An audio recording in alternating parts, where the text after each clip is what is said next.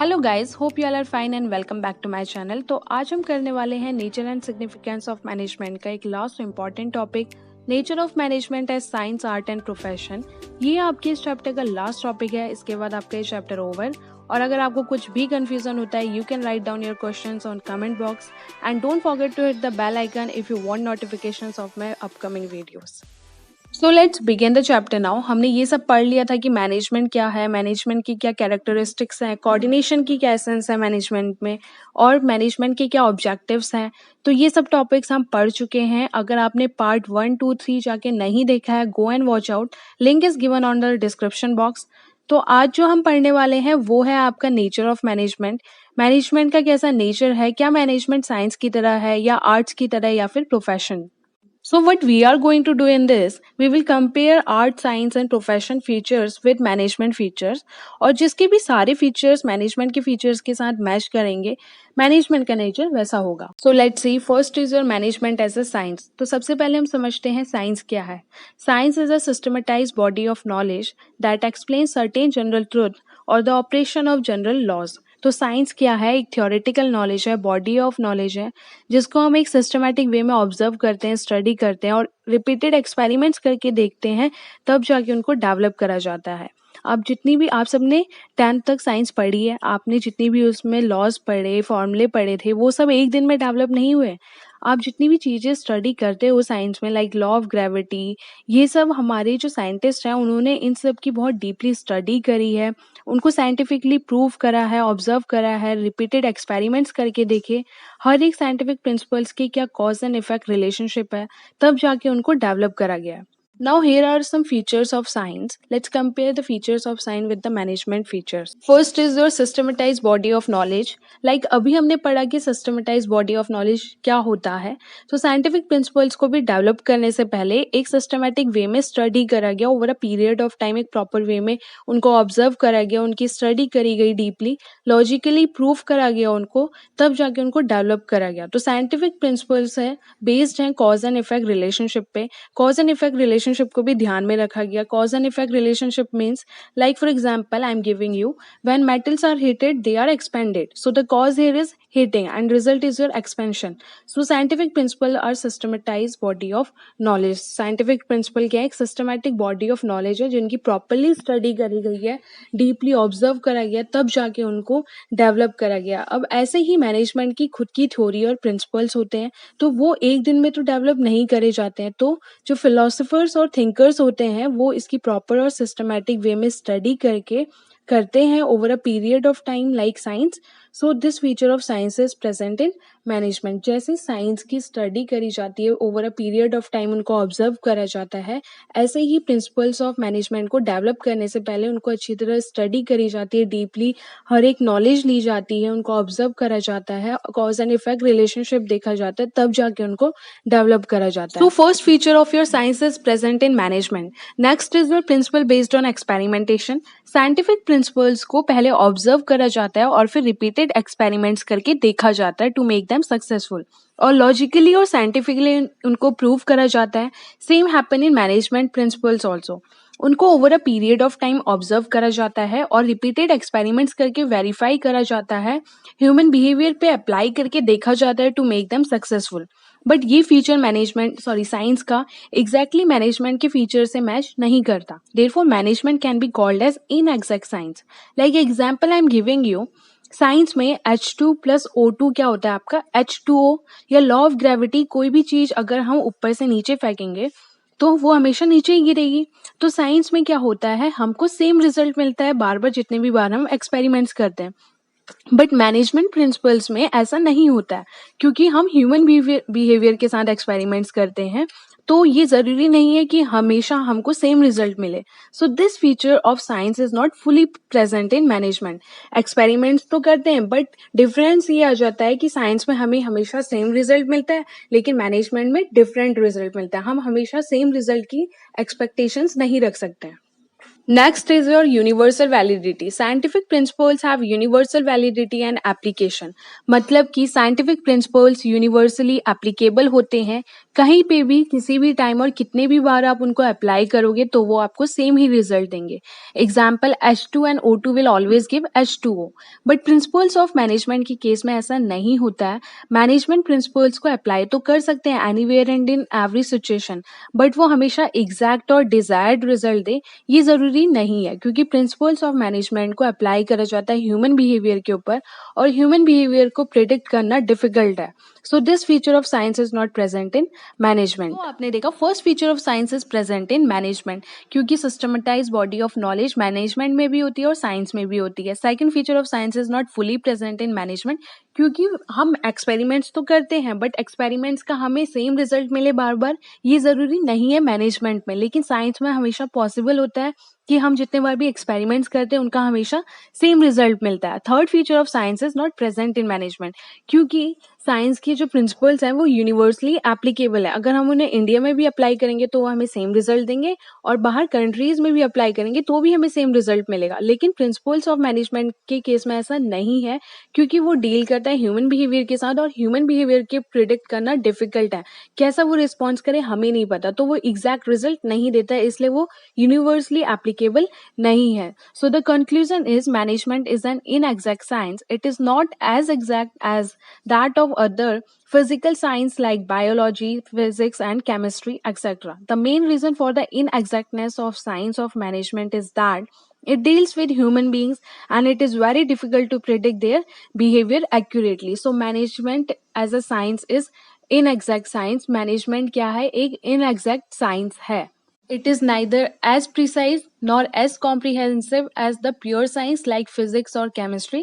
It is a social science because it deals with the human behavior. फिर आता है आपका management as an art. सबसे पहले हम समझते हैं what is an art. Art is the skillful and personal application of existing knowledge to achieve desired result. It can be acquired through study, observation and experience. तो art refer करता है practical application को, means जो भी आपने study करी है, theoretical knowledge gain करी है, उसको अप्लाई करना प्रैक्टिकली. लाइक आपने अपना एमबीए कंप्लीट कर लिया, आपको जॉब मिल गई, अब आपकी जहाँ पे जॉब लगी है वहाँ पे आप जो भी काम कर रहे हो, प्रैक्टिकली काम कर रहे हो, that is known as an art. Art मतलब एक कला.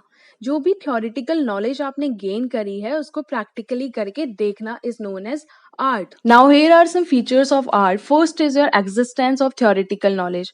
Any art like dancing, public speaking, acting or music will always based on certain theoretical knowledge so that one can understand how a particular work can be accomplished.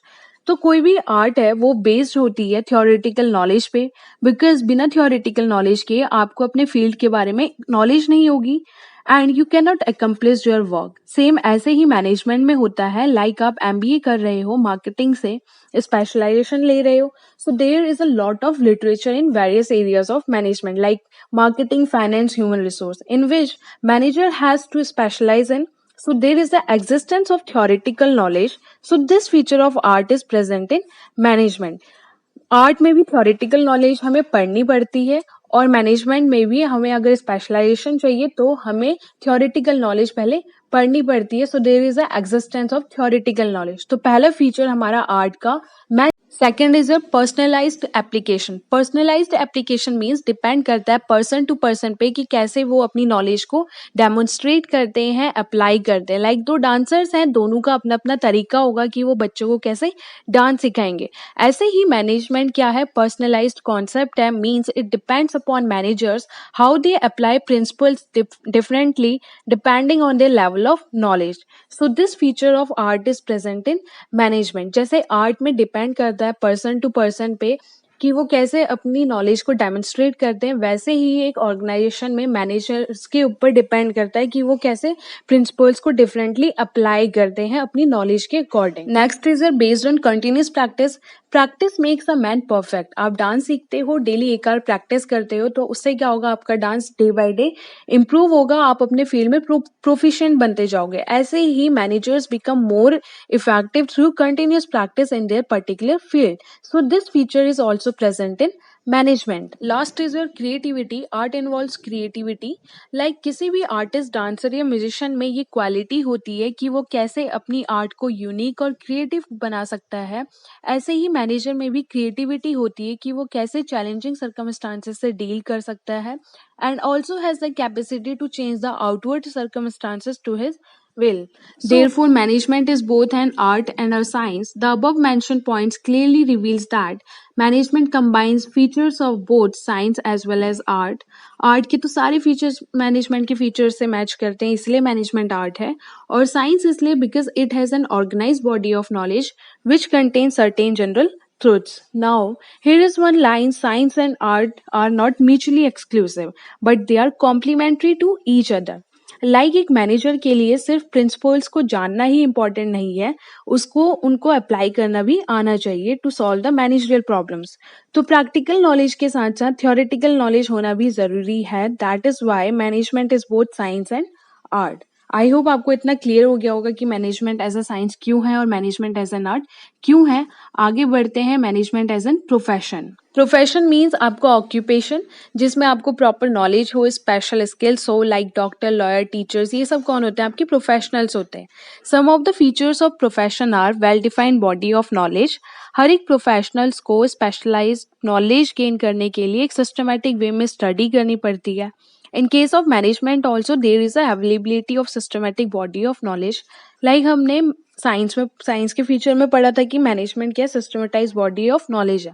So this feature is your restricted entry. The entry to a profession is restricted through an examination. Like if you want to become a chartered accountant in India, तो उसके लिए आपको कुछ specified exams clear करने पड़ेंगे. So the entry is restricted in profession. Whereas there is no legal restrictions on appointment of managers. सिर्फ educational qualification होनी चाहिए और एक्सपीरियंस होना चाहिए. But nowadays many companies prefer to appoint managers only with MBA degree. So presently this feature of profession is not present in management. Next is your ethical code of conduct. Ethical code of conduct में क्या होता है? जितने भी professions होते हैं वो क्या करते हैं? ओथ लेते हैं ऑफ एथिकल प्रैक्टिस की at the time they enter the profession. उनके लिए कंपलसरी होता है, लेकिन मैनेजमेंट में ऐसा नहीं होता है. AIMA ने लेट डाउन तो करा है कोड ऑफ कंडक्ट, बट वो कंपलसरी नहीं है मैनेजर्स के लिए. जरूरी नहीं करा है कि वो उससे रजिस्टर करें. So this feature of profession is not fully present in management. Next is a professional association. हर एक प्रोफेशन एफिलिएटेड होता है to a professional association. Like lawyers के लिए क्या होती है? BCI, Bar Council of India, जो क्या करती है? सारे रूल्स बताती है, सर्टिफिकेट्स प्रोवाइड करती है और जनरेट करती है कोड ऑफ कंडक्ट. तो हर एक प्रोफेशन के लिए कंपलसरी होता है to affiliate with professional association. But management में ऐसा नहीं होता है. Like all India management association है, बट लीगली अभी कंपलसरी नहीं है मैनेजमेंट के लिए to become the member of such an association. So this feature of profession is not fully present in management. Next is your service motive. Basic motive किसी भी profession का क्या होता है? अपने client को serve करना. लाइक डॉक्टर का मोटिव क्या होगा? कि अपने पेशेंट को सही से ठीक करना. लॉयर का मोटिव क्या होगा? कि अपने क्लाइंट को जस्टिस दिलाना. बट मैनेजमेंट का मोटिव होता है profit maximization, not social service. अगर एक ऑर्गेनाइजेशन की हैड अ गुड मैनेजमेंट, अच्छी टीम होगी which is efficient and effective, it automatically serve society by providing good quality products at reasonable price.